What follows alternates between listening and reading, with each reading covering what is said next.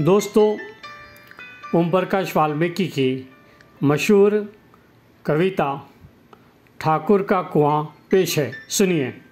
चूल्हा मट्टी का, मट्टी तालाब की, तालाब ठाकुर का। चूल्हा मट्टी का, मट्टी तालाब की, तालाब ठाकुर का।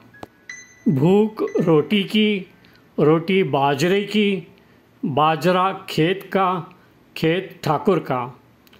भूख रोटी की, रोटी बाजरे की, बाजरा खेत का, खेत ठाकुर का। बैल ठाकुर का, हल ठाकुर का, हल की मुठ पर हथेली अपनी, फसल ठाकुर की। बैल ठाकुर का, हल ठाकुर का, हल की मुठ पर हथेली अपनी, फसल ठाकुर की। कुआं ठाकुर का, पानी ठाकुर का, खेत खलियान ठाकुर के।